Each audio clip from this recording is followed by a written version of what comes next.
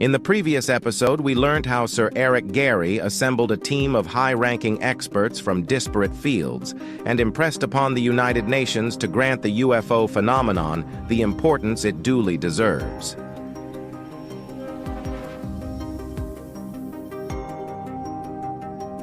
We'll now delve into a bizarre experience Sir purportedly had with an extraterrestrial in his home country, Grenada, and also understand how a sudden, wholly unexpected turn of events halted the late Prime Minister from ensuring complete disclosure about aliens.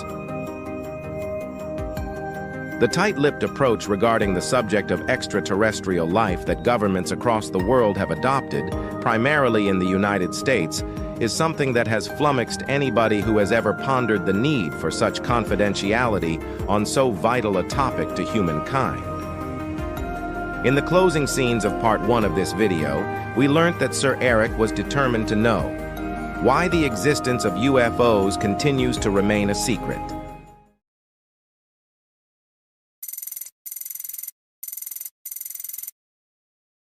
These words gain great consequence when we learn they aren't merely exaggerated statements made by a world leader who was a UFO enthusiast too.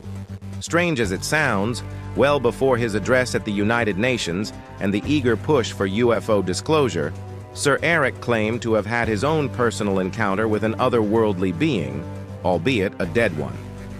On the night of the incident, Gairy, who was spending his leisure hours in a popular Grenadian nightclub, the Evening Palace, was taken aback to see a local fisherman burst in and excitedly say he'd come across an odd-looking humanoid that had washed up on the beach.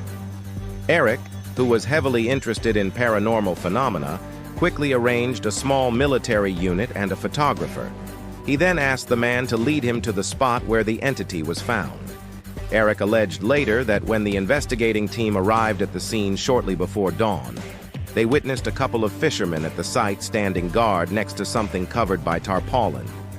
When the men pulled the tarp back, Sir and his group momentarily recoiled in horror, for their eyes beheld an inexplicable sight. An enormous humanoid creature nearly 8 feet tall, with pale white skin and white braided hair, lay soaking wet and motionless. With the facial features of an adult human male, the bizarre being's hands had 6 digits each.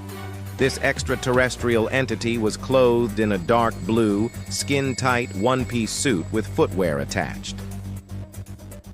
As the sun rose, it became apparent to Sir and the assembled crew that the entire beach was littered with weird metallic debris. 8 boxes were identified, of which only 2 could be opened with considerable difficulty. These boxes contained aquatic flora and fauna, as though the dead creature was on a mission to collect the specimens for study. 2 trucks, one for the boxes and another for the giant, appeared on the scene, and the peculiar cargo was spirited away to an undisclosed location. Although Sir spoke about the incident in an interview, he never disclosed where the body had been taken, nor what became of the containers retrieved along with it. And of course, he wasn't forthcoming about the photographs they'd clicked on site.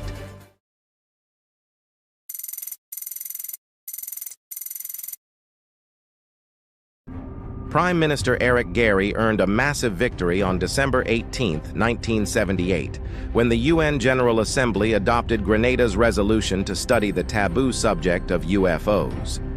But before any gains could be realized for the ufology community from the November 1978 UN resolution and subsequent discussions, Gairy was dislodged from power in a bloodless coup in March 1979. Ironically, while he was away at the UN for further discussions with Secretary General Kurt Waldheim about the recently adopted UFO resolution. The meeting was canceled, and subsequently, given the timing of the coup, conspiracy theorists blamed the US and UK for sabotaging Sir bid for transparency and disclosure about unidentified flying objects. For now, all we're left with is speculation and great appreciation for Sir unwavering attempts to seek disclosure.